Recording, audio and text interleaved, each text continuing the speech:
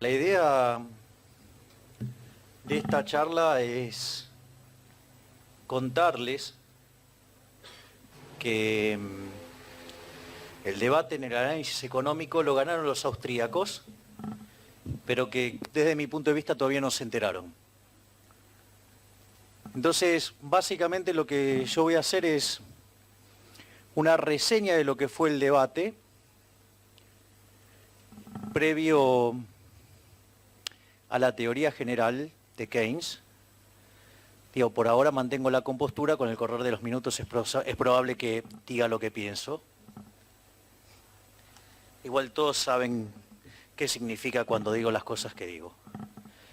Y para esto hay que entender, la lógica es entender la obra de Keynes frente a lo que era el marco analítico previo a la teoría general, y eso mismo es lo que después permite entender la obra de Friedman y cómo es que Friedman es quien construyó el triunfo austríaco. Entonces, básicamente lo que hay que comprender es cómo funcionaba el mundo antes de la teoría general.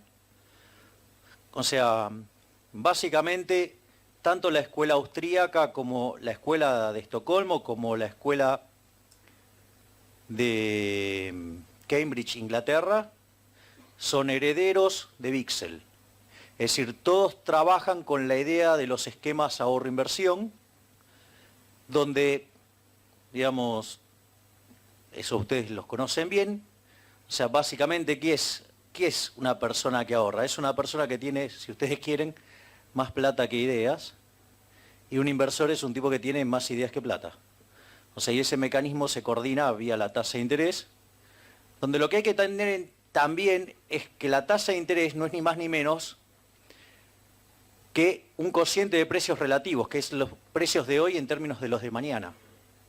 Por eso, si bajaran los precios de mañana, la tasa de interés, ¿sí?, sería más alta. Por ende, consumirían menos hoy, consumirían más mañana. Y ahí tienen esa función creciente del ahorro en términos de tasa de interés. Y bajo esa idea también, digamos, aquel que estuviera dispuesto a vender bienes, estaría dispuesto, si los precios mañana son más altos que los de hoy, vender mañana. ¿Sí? O sea que cuando cae la tasa de interés, la inversión aumenta. Es decir, que es muy importante entender esto y cómo, digamos, los precios relativos en un contexto intertemporal tienen implícita la tasa de interés, y que básicamente lo que discuten estas tres escuelas son la contraparte financiera respecto a esa tasa de interés natural y el tipo de problemas que puede generar. En ese sentido, los suecos estaban preocupados por la teoría de los fondos prestables, donde básicamente la competencia en el sector bancario lo que hacía era inducirlos a bajar la tasa de interés, de modo tal que se generaba un exceso de demanda en el mercado de bienes, ¿sí?, porque la tasa de interés estaba debajo de la natural, y se generaba un exceso de oferta en el mercado de dinero y consecuentemente eso generaba inflación. En cuanto a lo que tiene que ver con la escuela de Cambridge, ¿sí?, que está Robertson, digamos, el propio Keynes, el Keynes del tratado, que es destrozado por Hayek. Digo, la idea era que el mercado espejo era el mercado de bonos. Entonces, frente a una situación de pesimismo y que se vendían, ¿sí?, los precios de los bonos bajaban demasiado, la tasa de interés quedaba por encima del nivel de coordinación intertemporal, se generaba un exceso de oferta en el mercado de bienes y por ende un exceso de demanda en el mercado de dinero que inducía a la deflación. Y la realidad es que esa visión de Keynes tampoco, digamos, era tan mala, ¿no? Porque Keynes lo que postulaba es, bueno, mirá, si en rigor la gente ofrece trabajo inelásticamente, los precios podrían hacerse nulos y aún así persistir el exceso de oferta en el mercado de trabajo. Hay que entenderlo en la lógica del momento en que se escribió. Es decir, la lógica, lo que preocupaba a la escuela de Cambridge era básicamente el problema de la deflación y el desempleo. Y por otro lado, digamos, tenemos la escuela austríaca, ¿sí?, con la teoría del boom and bust de Mises, Digo, donde básicamente Mises hacía el foco sobre la política monetaria. O sea, porque ya en esa época los bancos centrales hacían la política monetaria desde el control de la tasa de interés. Mises enfatiza esta situación de un banco central tratando de inflar la economía, poniendo la tasa de interés debajo del nivel de equilibrio, generando un exceso de demanda, ¿sí? Donde eso además genera una situación de consumo y de inversión simultáneamente, haciendo operar a la economía por encima de sus posibilidades, ¿sí? Mediante generar una cuña monetaria. ¿Y qué es lo que sucede? Cuando los precios empiezan a subir, la cantidad real de dinero empieza a caer, y ahí los empresarios descubren que esas inversiones fueron incorrectas. Es decir, los consumidores no pueden soportar ese nivel de consumo. ¿Por qué? Porque estaba pichicateada la economía, y eso es lo que después genera el boost. Y en el medio se daña la estructura de capital, y ahí es donde aparecen los triángulos de Hayek para, digamos, explicar esta historia de una manera mucho más completa, por decirlo de alguna manera. Ese era, y de hecho el enfoque austríaco era tan bueno que era el que dominaba la escena. Hasta que llegó la Gran Depresión. Y ahí, básicamente, el punto interesante es que uno tiene que entender quién era Keynes. Keynes era parte de la corporación política. Keynes escribió un libro que era un panfleto. Era una basura de libro, que estaba dedicado a políticos corruptos y mesiánicos. O sea, y que básicamente... Y ahí a mí me gusta mucho la definición que hace Hazlitt, que dice, mire, todo lo que es bueno en este libro es copiado, y todo lo que es nuevo es malo. Si el libro es verdaderamente espantoso desde el punto de vista de la calidad del análisis económico, pero desde el punto de vista de la estrategia de Keynes es brillante. ¿Qué es lo que hace Keynes? Y esto, o sea, a mí me ha pasado tener que escuchar decir, no, es un libro que está mal escrito. No, no, todo lo contrario, es formidable como está escrito, es una obra de arte. Básicamente lo que hace Keynes es golpear en cada uno de los aspectos vitales del marco analítico anterior. Es decir, fíjense que nosotros estamos hablando en un mundo donde en el mercado de bienes, con un mecanismo de coordinación intertemporal se determina la tasa de interés. Y en el mercado de dinero se determina el nivel de precios. De hecho, cuando ustedes tienen algún mecanismo por el cual, no sé, incremento la cantidad de dinero, digo, influyo sobre la tasa de interés, genero un exceso de demanda en el mercado de bienes, tengo un exceso de oferta en el mercado de dinero que hace que los precios suban. Entonces, ¿qué es lo que hace Keynes? Destruye ese aparato analítico. Lo destruye. El primer golpe de destrucción de Keynes es sobre el ahorro.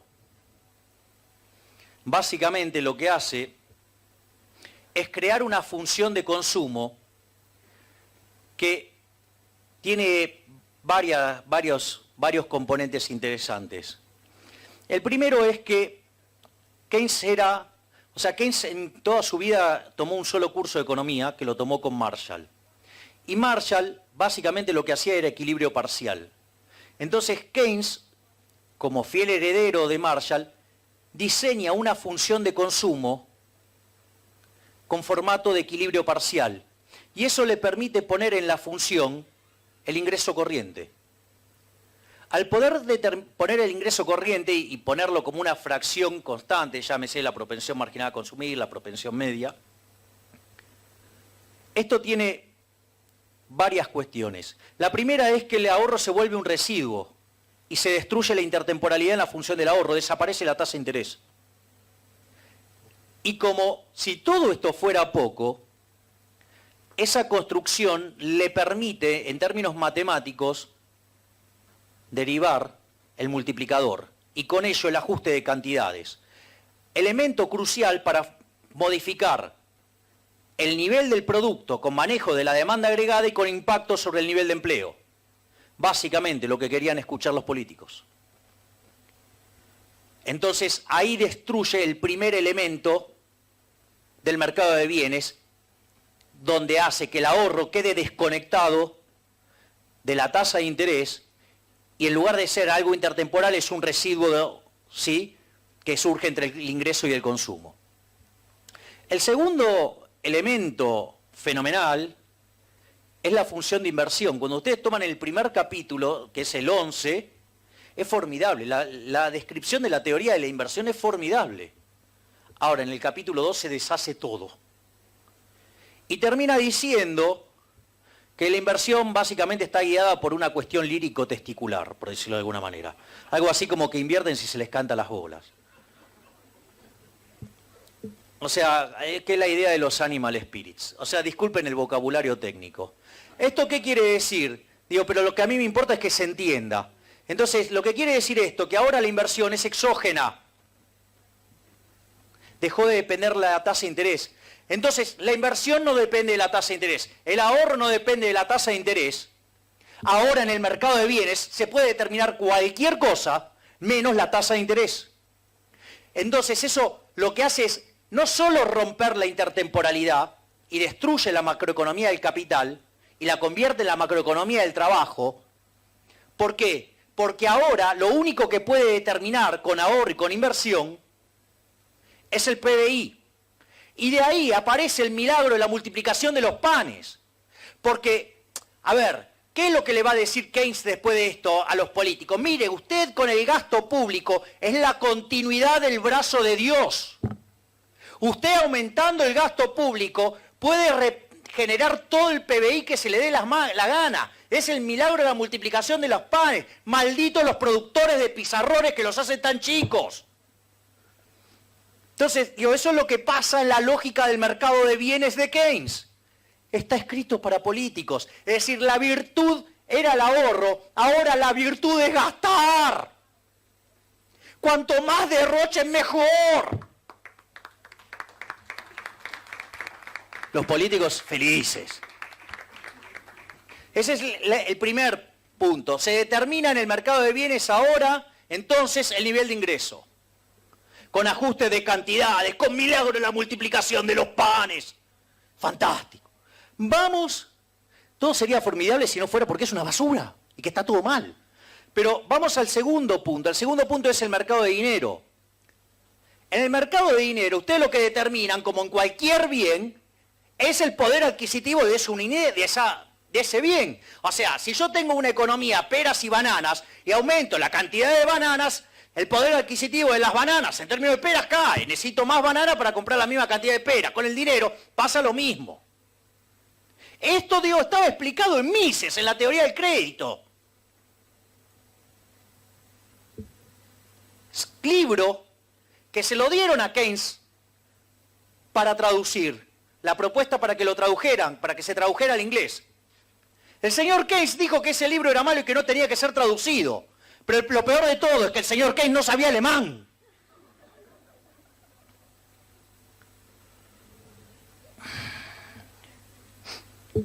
Entonces, ¿qué es lo que hizo Keynes? Se le ocurrió determinar la tasa de interés en el mercado de dinero. Es decir, usó el mercado espejo para determinar la tasa de interés. Y con eso, ¿en qué derivó? Destruyó la teoría del capital. Porque ahora la tasa de interés como precio del dinero. ¿Qué es precio del dinero? Precio del dinero es su poder adquisitivo, lo que pueden comprar con él. ¿Cómo la tasa de interés? O sea, una cosa verdaderamente inverosímil. ¿Pero qué es lo que hizo con esto? Pasó a determinar el ingreso en el mercado de bienes y la tasa de interés en el mercado monetario. Entonces, ¿qué necesitaba ahora? Necesitaba determinar el nivel de precios. ¿Y qué hizo? Echó mano a la teoría del valor trabajo. Cuando ustedes van al capítulo 21 de esa bosta de libro, lo que dice es, los precios se determinan a partir de los costos. Es decir, una ofensa contra el principio de imputación de Menger. Es decir, tremendamente violento. Y eso lo padecemos nuestros policy makers cuando dicen, ¿se acuerdan de esa señora? Y los empresarios la levantan en pala. digamos, los trabajadores son muy ambiciosos. Muchachos, la inflación es siempre y en todo lugar un fenómeno monetario. Cuando ustedes emiten cualquier bien que aumenta por encima de su demanda, su precio relativo, su poder adquisitivo cae. ¿Qué quiere decir esto? Que cuando yo emito, ¿sí?, va a caer el poder adquisitivo del dinero. Por ende voy a tener suba de precios. Y si lo hago de modo continuo voy a tener inflación. Frente a esta situación aparece Milton Friedman.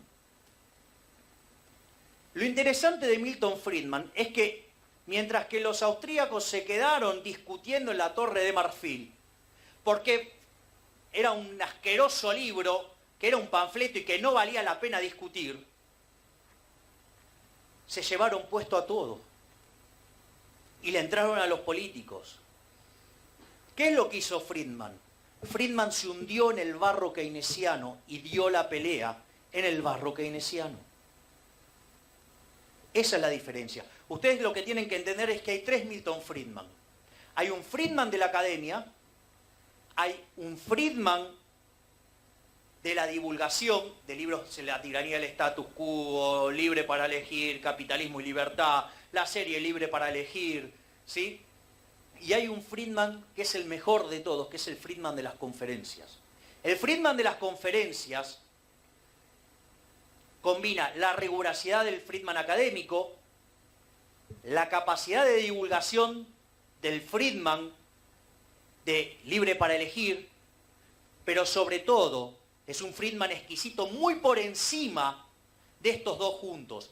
Porque cuando ustedes leen libros tipo Dólares y déficit, la economía monetarista, los daños del dinero, cualquiera de esos libros, o el de desarrollo, moneda y desarrollo, les puedo asegurar que Friedman está mucho más cerca de Mises de lo que ustedes se imaginan. Si no, tomen las conferencias de Mises en Argentina y comparen con lo que dice Friedman. Lo que sucede es que hay un Friedman, que es el Friedman que pelea en la academia, en el barro keynesiano. Y ahí es donde vienen sus contribuciones. Su primer gran contribución es sobre la cuestión epistemológica. ¿Para qué? Básicamente para decirle a los keynesianos, primero los datos. O sea, primero lo que voy a hacer es correrte con los datos. Y con eso es que lo vas golpeando por todos lados. La segunda gran contribución tiene que ver con la teoría del consumo. Es decir, desarrolla la teoría del ingreso permanente, arma una función de consumo intertemporal, recobra la tasa de interés y elimina ¿a quién? Al multiplicador. Se acabó el milagro de la multiplicación de los panes. La otra contribución donde viene, a partir de mediados del siglo XX la tasa de inflación se acelera. Los keynesianos no podían dar respuesta a esto. Formula la teoría cuantitativa como una función de demanda de dinero, muestra que esa función es estable, por lo cual, siendo esa función estable, si yo emito por encima de la demanda de dinero, genero inflación. La inflación es siempre y en todo lugar un fenómeno monetario. El otro golpe que les da es el golpe que le da junto a Anna Schwartz en la historia monetaria de los Estados Unidos, capítulo 7, la gran contracción del 29 al 33, donde básicamente lo que demuestra es que la inversión, dice, miren, keynesianos, ustedes tienen un problema de ilusión nominal. Al tener ese problema de la ilusión nominal, no se dieron cuenta que aun cuando la tasa fuera cero, en términos reales era enorme. Y entonces ahí muestra que la inversión depende fuertemente de la tasa de interés real. Y por otro lado, la fantochada de las rigideces de los precios a la baja, que decían los keynesianos que eran inflexibles, demuestra que justamente eso no fue lo que pasó en la Gran Depresión. Es decir, que los precios se habían contraído fuertemente al ritmo que se contrajo la cantidad de dinero. Con lo cual, en ese aspecto, los keynesianos, de haber logrado que la política fiscal era plenamente efectiva, dije los keynesianos y no Keynes, y que la política monetaria no servía para nada, donde la diferencia entre Keynes y los keynesianos es que Keynes sí creía en la política monetaria, y como un caso extremo usaba la trampa de la liquidez, Friedman recobra el poder de la política monetaria, diciendo la política monetaria es importante y lo que explica la Gran Depresión es la política monetaria. Y si no fuera por el Banco Central, o sea, la Fed, gracias por el regalo, quien lo hizo, que lo agradezco infinitamente, recobra la idea del poder de la política monetaria. Entonces, Friedman los tenía knockout a los keynesianos y los keynesianos escapan con la curva de Phillips, esa relación negativa entre inflación y desempleo. Y Friedman, básicamente, la idea la va masticando durante años. Ustedes ven conferencias del año 60, del 61, del 63. Y él lo miraba con entre la relación entre la variación de los precios y la variación de la cantidad de dinero. Y él lo que veía que si el dinero era neutral, digamos, en términos de la academia, no en términos de lo que pensaba Friedman en las conferencias, él lo que notaba es que había un trade-off de corto, pero que de largo tenía que desaparecer. Y eso es lo que él hace con la curva de Phillips aumentada por inflación. Y este es el primer gran triunfo de la escuela austríaca. Porque cuando Friedman hace esta prueba, se ve forzado ¿a qué? A volver a los microfundamentos. Porque básicamente él desarrolla una teoría del mercado laboral donde dice, mire, en el mercado laboral se determina el salario real. Cuando si las expectativas son adaptativas, cuando el Banco Central modifica la política monetaria, los empresarios van a estar sintiendo que los precios son más altos. Entonces creen que el salario real está cayendo y salen a contratar más gente. Y claro, para eso tienen que pagar más por los salarios. Entonces los asalariados creen que van a tener un salario real más alto. Por ende, la economía transa fuera de equilibrio y produce por encima del equilibrio. Es el boom. Pero después, ¿qué pasa? Los agentes se enteran que en realidad lo que había era que había más inflación. Que no era una mejora de precios relativos, sino que estaban subiendo todos los precios. Y con lo cual viene el boost. O sea, entonces la economía se mueve hacia un nivel de empleo similar previo al shock. O sea, vuelve la tasa de desempleo a su nivel natural, pero ahora con un nivel de inflación más alto. Y esto fue rematado básicamente en el año 68, en el año 72, Lucas los termina de aniquilar a los keynesianos con su paper sobre expectativas racionales y lo valida empíricamente en el año 73. Es decir, que lo que ustedes ven es que para terminar de batir a los keynesianos, se necesitó volver a los microfundamentos, se necesitó volver a los austríacos. Pero no solo eso, es decir, se había dado el triunfo sobre una parte de la economía. Es decir, se había terminado de batir en la economía del trabajo, ¿sí?, usando los microfundamentos. Entonces, una vez que se terminó este problema de la estabilización y todo esto, la economía volvió a ver cuál era su verdadero problema, que era cómo generamos riqueza, cómo logramos crecer. Y entonces, ya en el año 78, y esto contado por personas que fueron alumnos de Lucas, Lucas estaba obsesionado con el tema del crecimiento. Es decir, el regreso de la intertemporalidad. Cuando ustedes hoy toman un paper académico de la mainstream, es todo microfundamentado e intertemporal. Es decir, que el marco analítico que triunfó fue el marco de los austríacos, la intertemporalidad y el microfundamento. Y en realidad, esta es la parte que a mí me interesa de sobremanera destacar, es que la escuela austríaca debería ser un upgrade. O sea, porque si bien hoy la literatura tiene la esencia de lo que fue la escuela austríaca, de hecho lo que más se le parece es la teoría de los ciclos reales, y si le ponen dinero les sale automático. Pero al margen de eso, mi visión es que el problema con la construcción de la función de producción que está implícita en los trabajos austríacos no se puede explicar el crecimiento. Porque la presencia de los rendimientos constantes a escala hace que inexorablemente en algún momento el proceso se agote. por decirlo de alguna manera. Yo puedo crecer en tanto y en cuanto acumulo capital y trabajo. Ahora, el crecimiento de la población básicamente está exógeno. Entonces crece una tasa N, digamos 1%. Entonces, ¿qué es lo que pasa? Yo puedo acumular capital. Mientras que yo esté por debajo del nivel de equilibrio, voy a mostrar crecimiento. Pero eso también está en el modelo de Solow.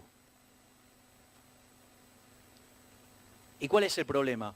Que llega un momento que se satura el proceso y quedo limitado en mi crecimiento, ¿en qué? En la tasa de crecimiento de la población.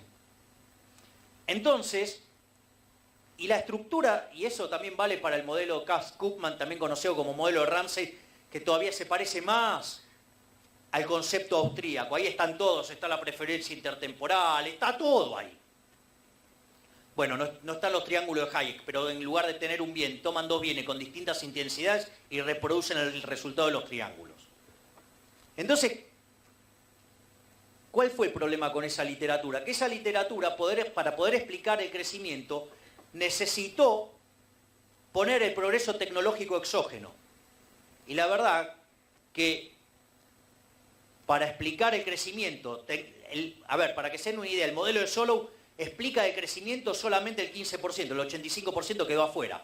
Es decir, que estoy comprándome una estructura donde lo que explica el crecimiento viene determinado a dedo, eso no es una teoría.